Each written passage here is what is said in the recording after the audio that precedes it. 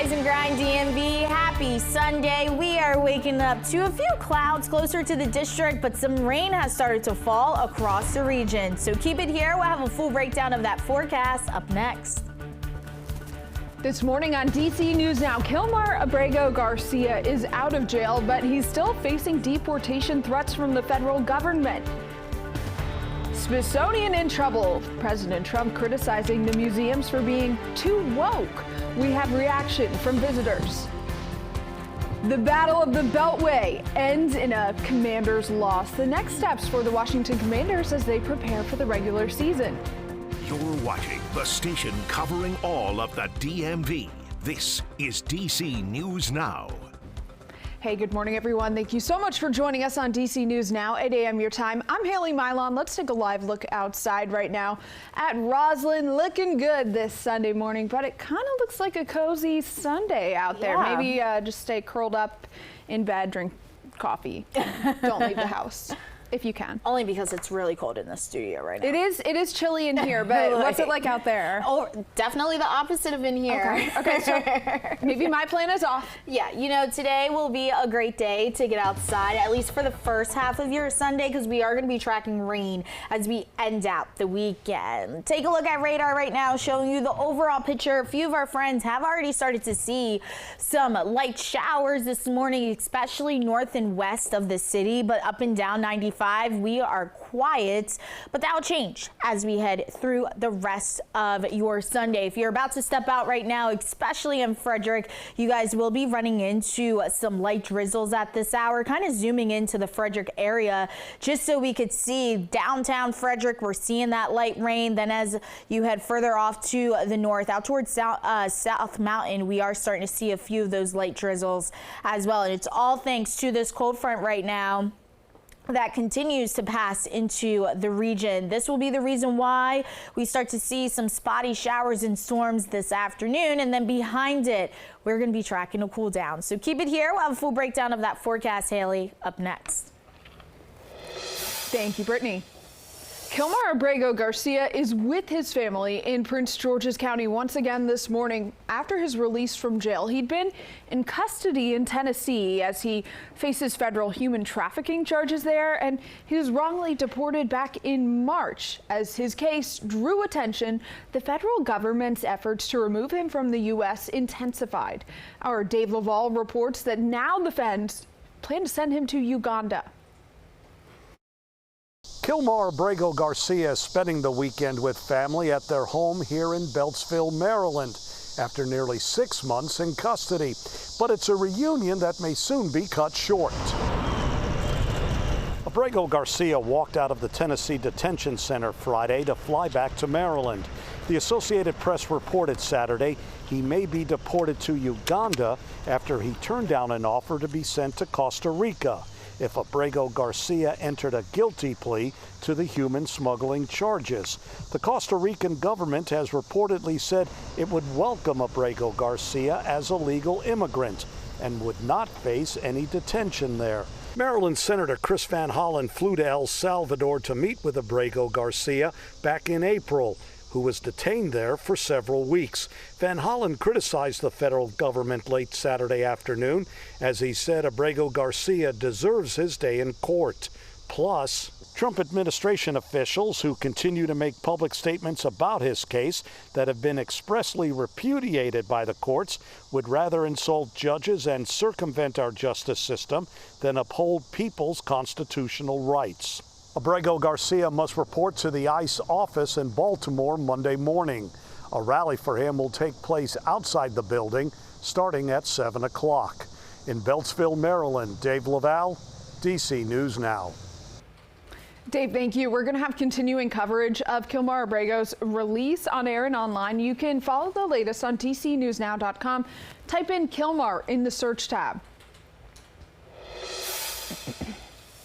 An American Airlines flight made an emergency landing at Dulles International Airport yesterday after a fire broke out inside of the plane. The FAA says American Airlines Flight 357 landed at Dulles right before noon yesterday after the crew saw a fire in one of the passenger rows of the plane. The flight was headed to Phoenix from Philadelphia still working to learn the cause of the fire.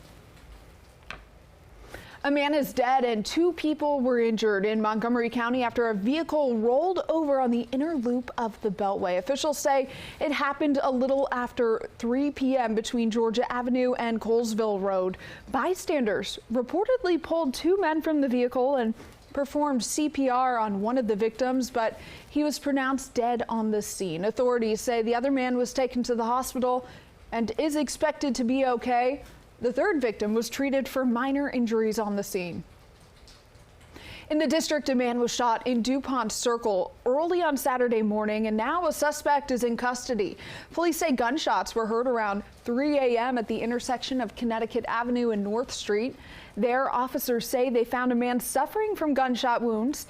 He was taken to the hospital for treatment of minor injuries, and they say they recovered a gun at the scene and arrested a suspect shortly after. And a woman and a girl are in the hospital after a stabbing in Northeast on Friday night in D.C. Police say around 8:45 p.m. they responded to Minnesota Avenue near Benning Road, where they found a crime scene but no victims. But while they were there, they were notified that a woman and a girl were both at a hospital for treatment of stab wounds. Police were able to locate and arrest a suspect. D.C. court officials are sounding the alarm, saying that the path to justice takes far too long for far too many. And there's new attention on the issue after President Trump highlighted the issue of judicial vacancies when he announced the federal takeover of D.C. police. Our Max Marcella takes a closer look at the issue. Well, right now, 1 in 5 trial judge seats here at the D.C. Superior Court is vacant. And this problem could only be getting worse because there are 2 additional judges set to retire in January. Now, the effects of this ultimately, well, some of the most serious crimes, think first-degree murder and rape, it has taken, in some cases, about 2 years for those cases just to get to trial. Now, this problem is more than just criminal trials, though. These Superior Court judges also handle civil matters, family law, housing disputes, and other types of cases. With an increased federal law enforcement presence these days, there are worries a change in the number of arrests could lead to an even greater backlog. We spoke with Misty Thomas-Zaleski, the executive director of the Nonpartisan Council for Court Excellence, about the issue. These have been persistent and have really slowed the wheels of justice for not only criminal case matters, which of course I think are top of mind for DC residents right now, where new felony cases may have more than 2 years to resolution already. With the vacancies continuing to mount and potential for increased arrests, increased charges in this climate, could stretch that even worse. A spokesperson for D.C. courts tells D.C. News Now, our ability to operate is simply not sustainable. It's the case today, and it only stands to grow worse for those we serve. Justice delayed is justice denied, and there is no denying the spot we are in and how desperately we need help. I don't know of a way where we can kick and scream any louder than we have in our frantic effort to find someone that is willing to help us. Right now, there is one candidate for a judge here at the D.C. Superior Court who is awaiting a vote in the Senate, but there are also a few lists of potential candidates that is still waiting in the White House. The president has 60 days to move any of those nominees to the Senate for a final confirmation vote. Reporting at the D.C. Superior Court, Max Marcella, D.C. News Now. Max, thanks for that reporting. Well, people continue protesting President Trump's ongoing deployment of National Guardsmen in D.C., along with the increased presence of federal agents. Protesters in the Wharf told us that they specifically are speaking out against the Guards' orders to help D.C. police fight violent crime and ongoing immigration enforcement that they're seeing. Of course, catch our full continuing coverage of President Trump's D.C. takeover on our website. You'll find reactions to the president's crackdowns, what families and businesses can expect, and a breakdown of violent crime statistics. Just go to dcnewsnow.com and click on the DC Takeover tab. And to the rails now, happening now, Amtrak debuting its new high-speed train from D.C. to New York City and Boston. This is coming on Thursday. Amtrak already selling tickets for rides on the next-gen Acela They say the trains are faster, have free high-speed Wi-Fi, power outlets, and reading lights. Looks like a pretty nice ride. And Metro holding one last celebration for the kids before they head back to the classroom. They had a back-to-school bash yesterday at Fort Totten Station's parking lot in Northeast. There are games, a live DJ, a petting zoo, and Metro General Manager Randy Clark tells us the event is necessary for the community. The school's a big deal. Obviously, we're in a lot of ways, especially in the district, the district's bus system for a lot of people to get to school. It's just a nice way of showing we're a community-based organization, and we really are excited to have kids back at school. Clark also tells us Metro employees have been pitching in donating school supplies across the DMV as well. And Metro's looking to ensure that they get your students to school on time. All of the bus routes have been renamed over the summer, so officials recommend using the trip planner to find the correct bus.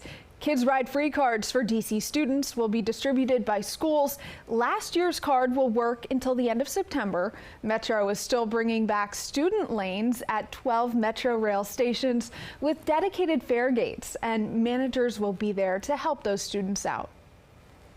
And yet again, a high school in Fairfax County has been named one of the top 5 schools in the country.